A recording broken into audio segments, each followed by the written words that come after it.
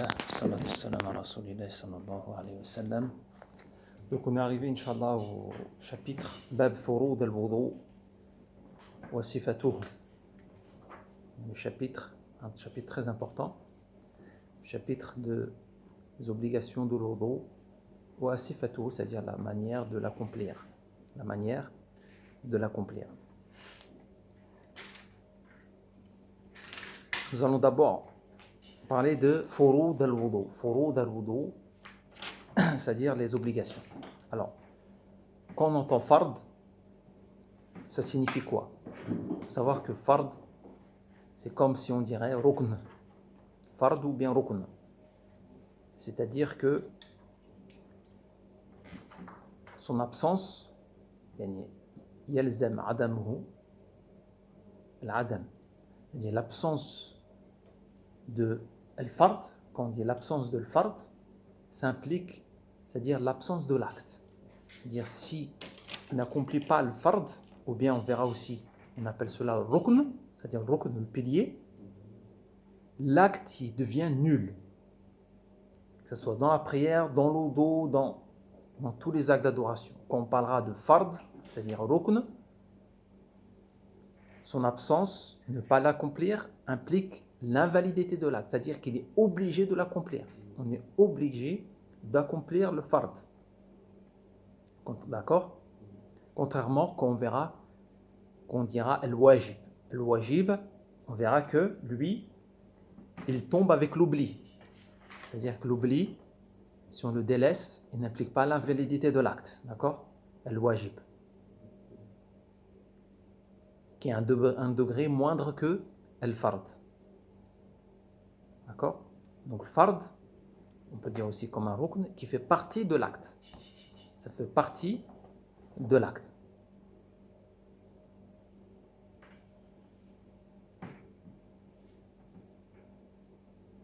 Contrairement, qu'on verra qu'on parlera de al-shart. Quand on entend parler de al-shart, c'est la condition. Il faut s'habituer avec ces termes-là, mais quand on dit shart, le délaissé aussi implique l'invalidité de l'acte. Al-shart, la condition. Mais c'est quoi la différence entre al-shart ou al-rukn? C'est-à-dire que la condition et le pilier. C'est-à-dire que le pilier ou l'obligation, il fait partie de l'acte. D'accord? Par exemple, je vais te dire, laver le visage dans l'eau d'eau. Ça fait partie de quoi? Fard. Ou bien rukn. Fard. Mais quand on va dire an-niyya, par exemple, c'est-à-dire l'intention, ce n'est pas fard, mais c'est shart. C'est-à-dire c'est une condition. Mais la différence, c'est quoi? C'est que la niyya ne fait pas partie de l'action. Elle est à l'extérieur de l'action. C'est ça la différence entre les deux. Et la deuxième différence, c'est que, c'est-à-dire le shart, il doit être continu dans l'action. C'est-à-dire il doit être continu dans l'action.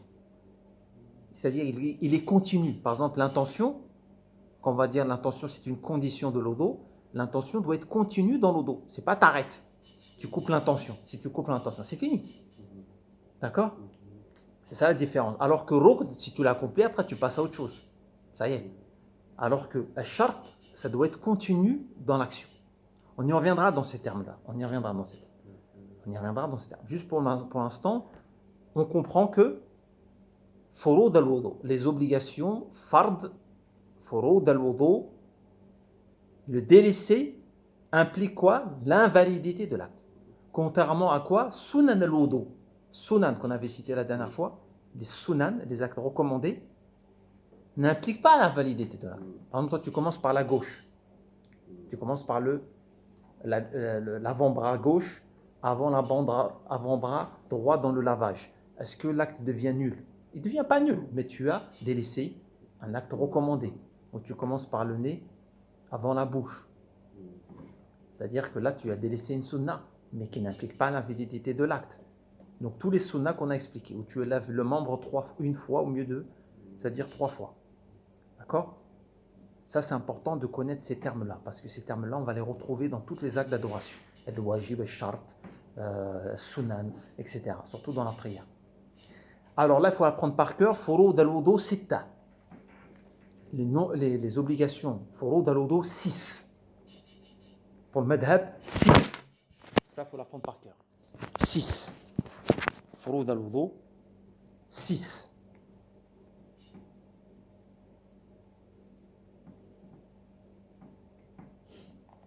D'accord?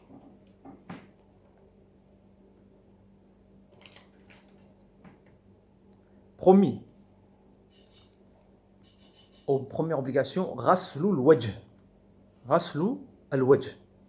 C'est-à-dire le lavage du visage. Le lavage du visage.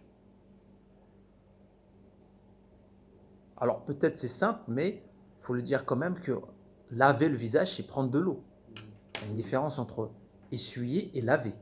D'accord? Ça, il faut être clair. C'est-à-dire que laver le visage, c'est on prend de l'eau et on lave le visage. D'accord?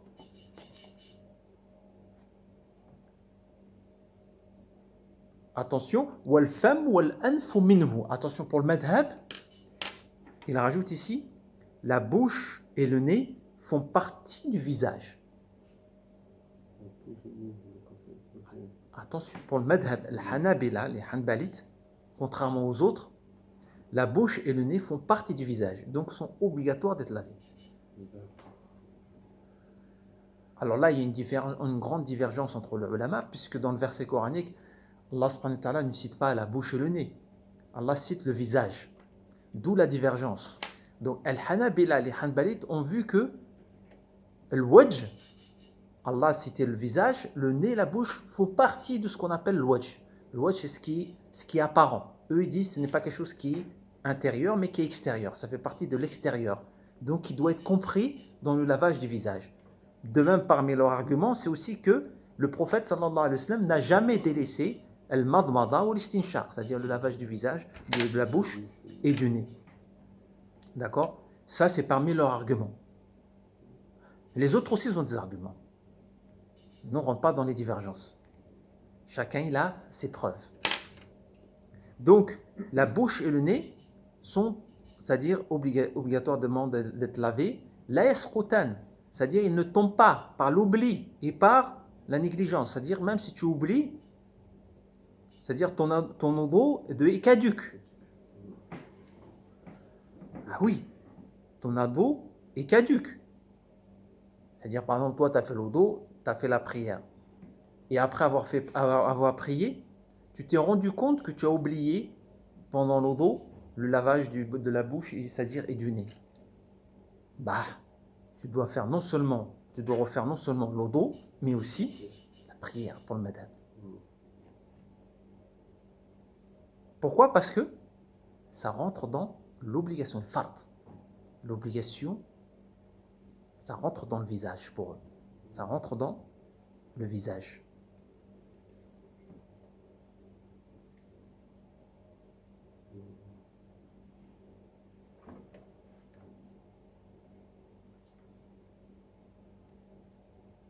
Par contre, si c'est dans le dos, il suffit de revenir aux membres. D'accord? C'est-à-dire, par exemple, toi, tu es arrivé au niveau des pieds, et à ce moment-là, au niveau des pieds, tu dis mince, c'est-à-dire j'ai oublié la bouche et le visage. Qu'est-ce que tu fais? Là, tu reviens. Où tu reviens où? L'endroit que tu as oublié. Bah, l'endroit où tu as oublié.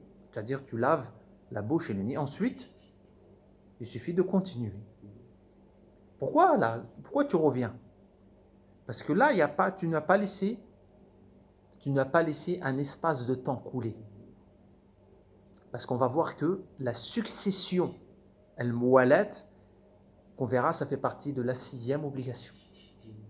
Il faut qu'il y ait une succession. Il ne faut pas que, c'est-à-dire entre les membres, il y ait une coupure au point que le membre précédent soit sèche, soit sec. Soit sec.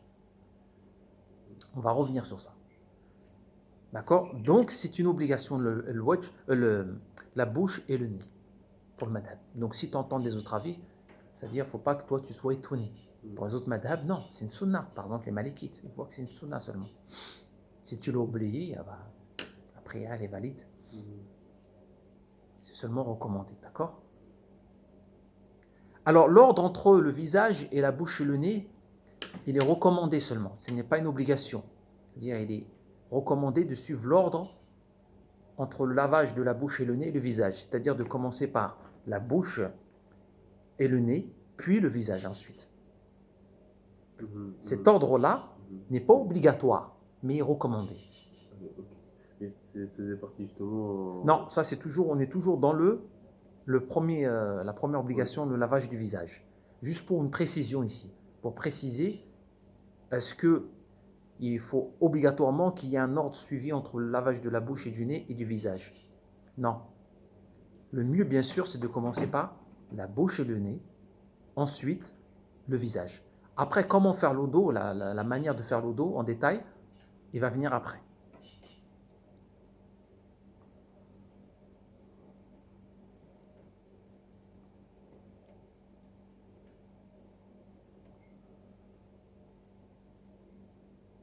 Par contre, entre les autres membres, la bouche et le nez, est-ce qu'il y a un ordre avec les autres membres?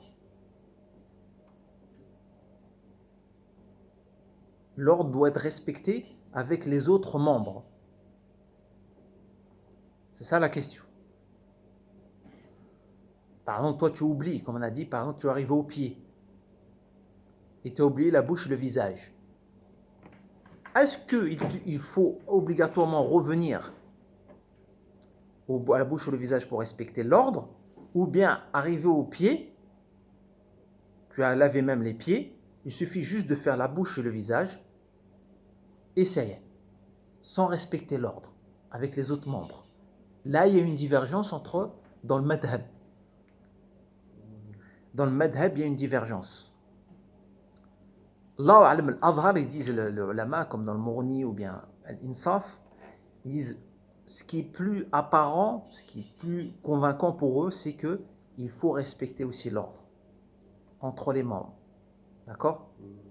Donc ça veut dire si tu oublies un membre, tu reviens, si tu oublies c'est la bouche et le nez, le mieux c'est de revenir, d'accord, à la bouche et le nez, ensuite de recommencer.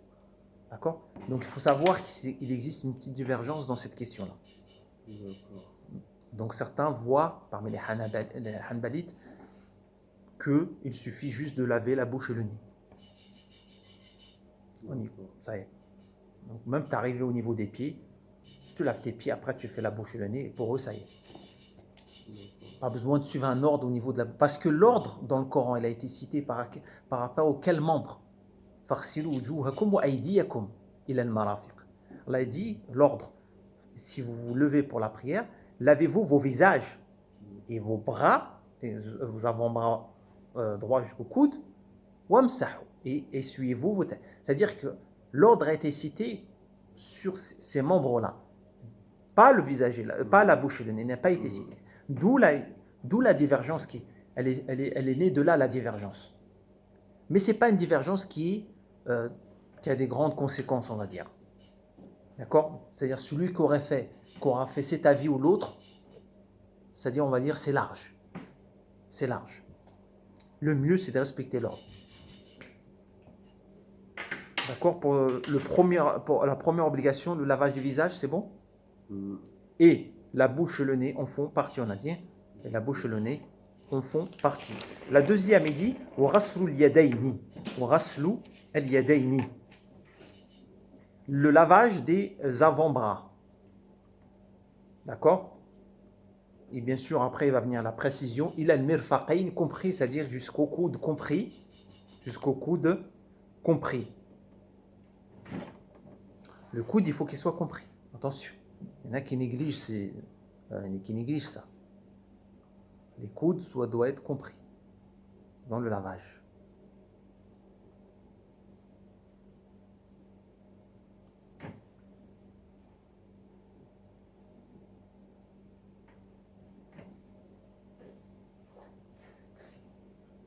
La troisième, il dit wa mashur ras wa minhu al-udhunan.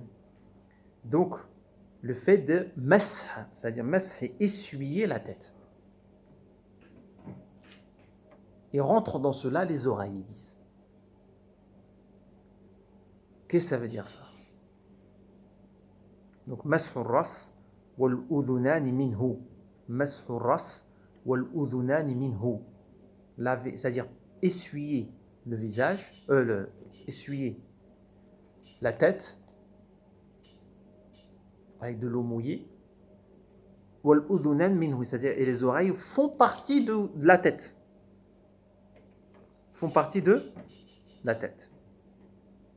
De l'essuyage de la tête.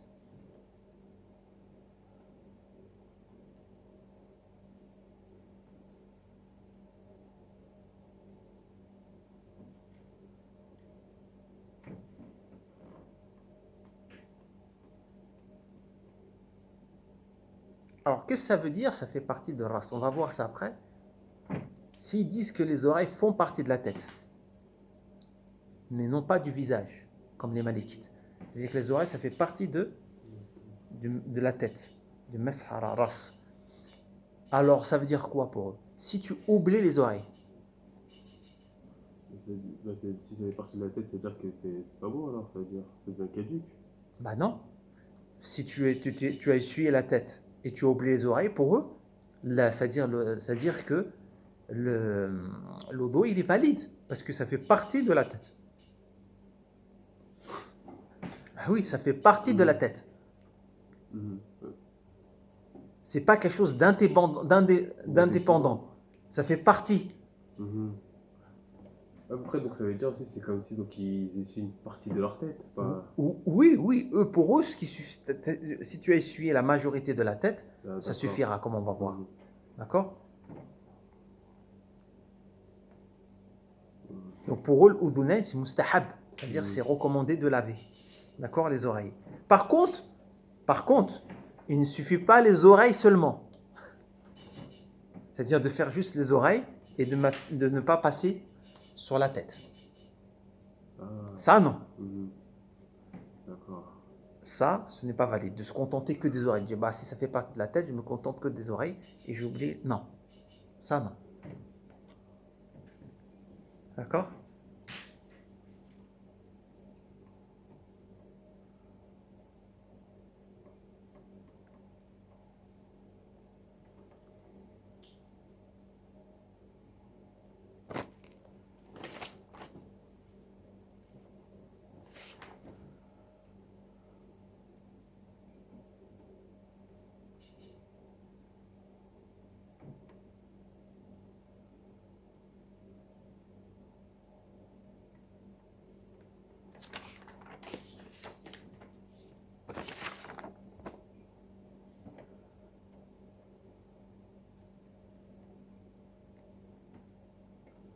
On reviendra sur sur les détails, sur la manière de le faire, de l'accomplir.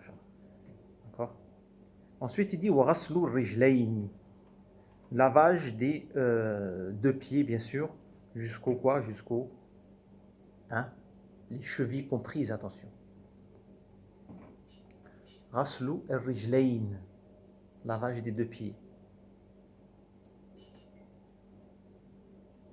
Lavage des deux pieds.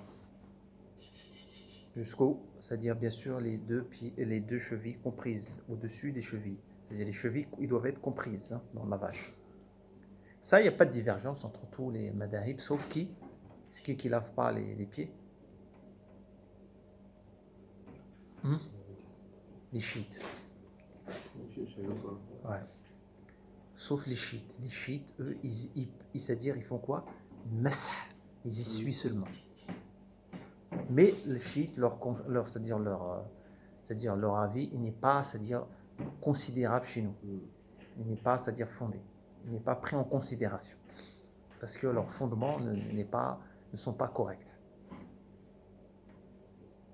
La cinquième, non? La cinquième. At-tartib, c'est-à-dire l'ordre. Pour le madhab, c'est le madhab shafi'i aussi, c'est-à-dire que l'ordre est une obligation. Il faut respecter l'ordre dans le lavage des membres. Si tu inverses, l'odo, il est caduque. C'est quoi leur argument? C'est que ils disent que dans le verset coranique, Allah dit farsilu wujuhakum wa aydiyakum ila al-marafiq wamsahu bi ru'usikum. Wa arjulakum ila al-ka'b. C'est-à-dire, Allah subhanahu wa ta'ala, il a dit lavez-vous vos visages, puis vos avant-bras jusqu'au coude, essuyez ensuite quoi?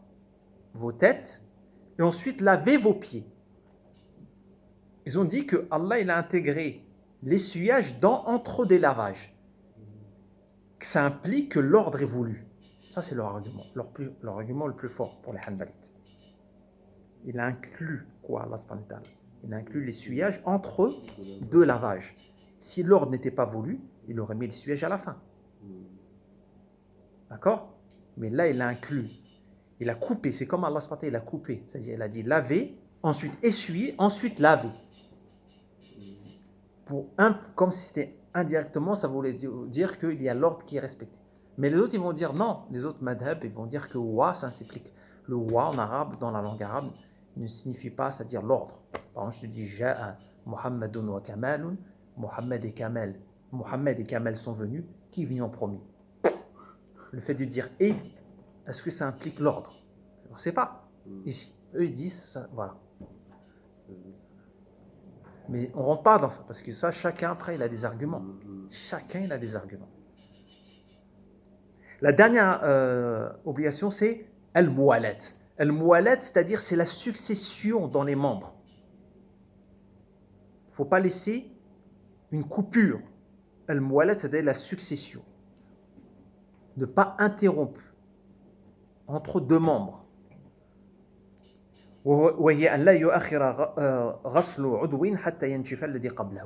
C'est quoi, c'est-à-dire la succession qui doit être respectée? C'est le fait de ne pas laisser le lavage d'un membre avant que le précédent sèche. C'est fini. Mais bien sûr, ils disent dans un temps ou dans un climat qui est modéré, bien sûr. Ils disent, cette durée-là, elle doit être considérée dans un climat qui est modéré. Parce qu'en été, tu as vu, tu sèches rapidement. Alors ils disent, cette durée-là doit être prise en considération dans un temps qui est, c'est-à-dire qui est modéré. D'accord? Par exemple, toi, tu t'es lavé le visage. Après, je sais pas, tu es parti. Tu es parti au salon, je sais pas, pour faire quelque chose. Hein? Après, tu reviens à la salle de bain mais tu as séché. Là, le visage, il est sec.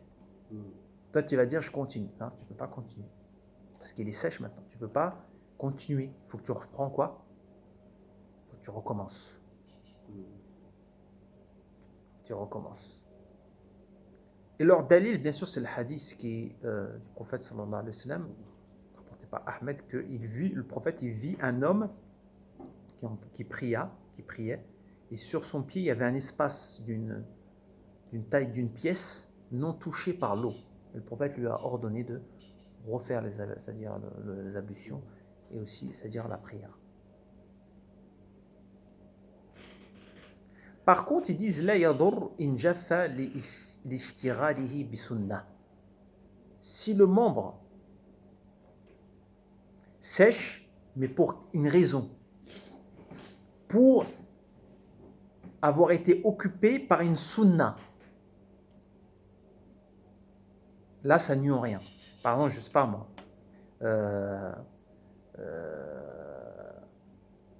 tu t'es occupé c'est-à-dire à croiser, c'est-à-dire à bien nettoyer les mains, ou bien, c'est-à-dire à bien nettoyer le visage et enlever les saletés, etc., etc., à accomplir des actes qui sont recommandés, pas obligatoires, au point que le membre, il a séché après. À cause de faire ça, le membre, il a séché. Tu vois? Là, il dit ça nuit en rien. Parce que là, c'est pour une sunna. C'est pour une raison que tu as laissé un temps. C'est pour une sunna. D'accord? Et donc, mais ça nuit si tu vas chercher de l'eau. Par exemple, toi, tu es en train de faire l'eau d'eau et tout d'un coup, il n'y en a plus d'eau. Toi, tu pars pour chercher de l'eau. C'est un peu loin. Et quand tu vas partir, le membre, il a séché. Par exemple, le visage. Il faut que tu reprends.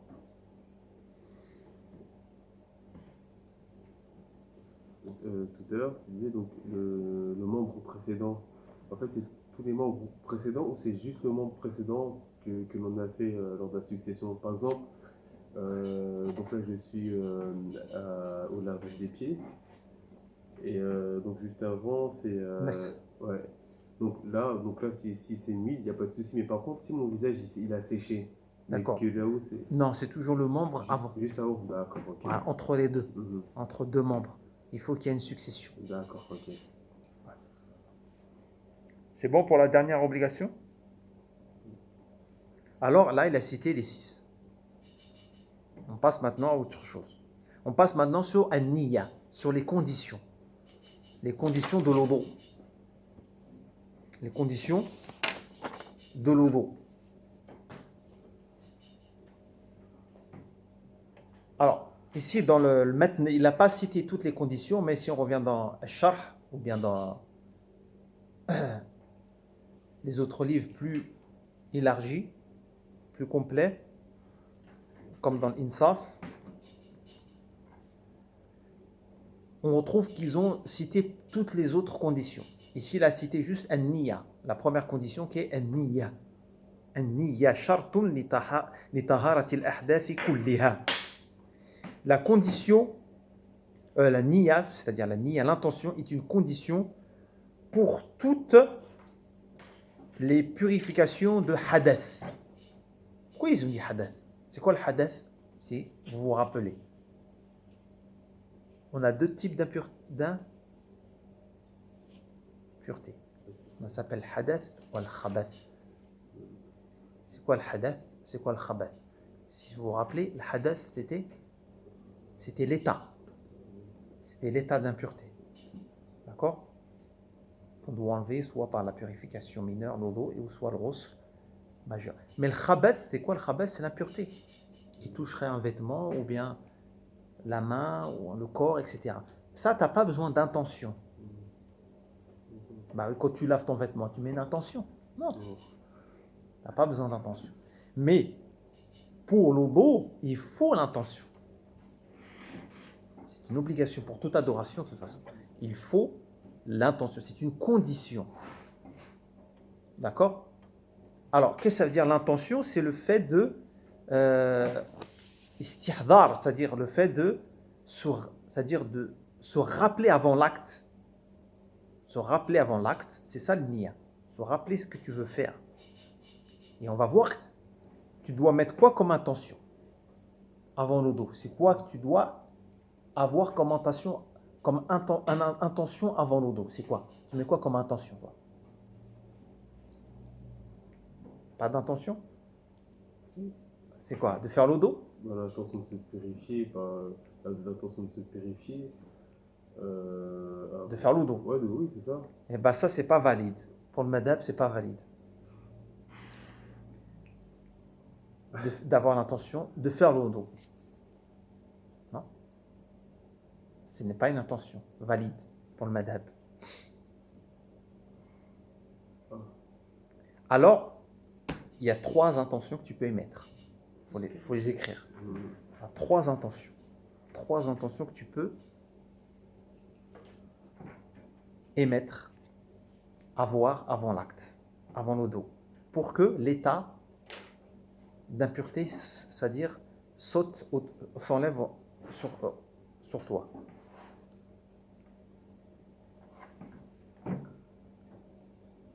Fayenwi raf'ul hadath. Le premier, l'intention que tu peux avoir, c'est raf'ul hadath.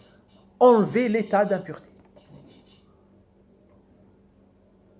Majeur ou mineur. De toute façon, on verra après pour le ghusl, ce sera la même chose. C'est-à-dire majeur ou mineur, c'est-à-dire enlever l'état d'impureté que tu as. Élever al-hadath, al-asghar ou al-akbar. L'intention que tu peux avoir. D'accord?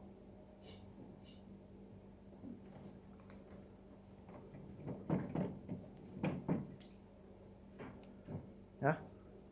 Deuxième, c'est quoi? Ou tahara lima la yubahu illa biha.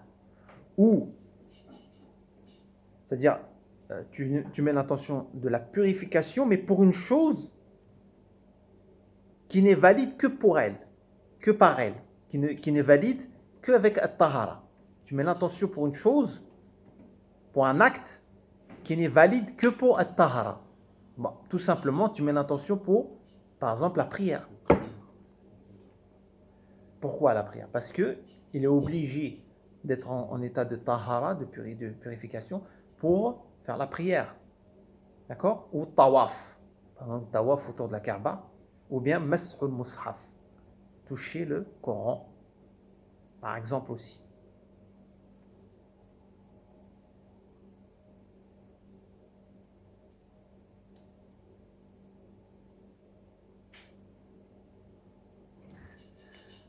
Qu'est-ce qui se passe? Ça, c'est le deuxième, d'accord? Donc, tu mets l'intention pour la prière. Tout simplement. Je fais l'odo pour la prière. Obligatoire. Pour la prière, ou même pas obligatoire, même toute prière. Ou le tawaf, ou bien pour aller toucher le Coran. Ça y est. Ton odo est valide. Irtafa al-hadath. Troisième, c'est quoi? Nawa ma yusannu lahu tahara. Troisième, c'est là, tu fais l'odo pour un acte qui est recommandé d'avoir la tahara. Par exemple, tu fais l'odo pour lire le Coran. C'est recommandé d'avoir l'odo. L'adhan, pour l'adhan. Là aussi, là, qu'est-ce qui se passe? L'odo irtafa. Al-hadath yartafi'.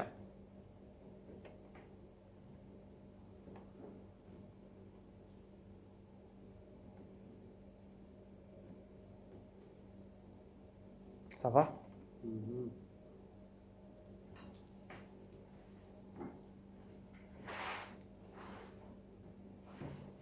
Ça, c'est les trois intentions que tu puisses avoir. Si tu mets l'intention juste de l'odo, ce n'est pas valide. Si tu vas mettre l'intention pour te rafraîchir, un petit lavage pour me rafraîchir seulement, non. Il n'y avait pas d'intention d'adoration. D'accord? Mais quand, par exemple, quand il est l'heure de prier, qu'on n'a pas ses ablutions, en général, on va faire nos ablutions pour prier, ça on sait, mais après c'est vrai que... Oui, en fin de compte, il suffit d'avoir cette intention-là. C'est ça l'intention. C'est-à-dire que toi, tu es parti. C'est-à-dire tu es parti pour faire l'odo, pour la prière, c'est ça l'intention. Il suffit pas, c'est-à-dire tant que le temps il soit court plutôt. Le temps il soit court. C'est-à-dire toi, tu pars pour la prière, pour faire l'odo pour la prière. Là, c'est ça. C'est ça l'intention. Il ne faut pas qu'il y ait un temps long qui est coupé. C'est juste tu te laves comme ça. Et ça arrive. D'accord? Il y en a juste, ils se lavent comme ça. Il n'y a pas d'intention.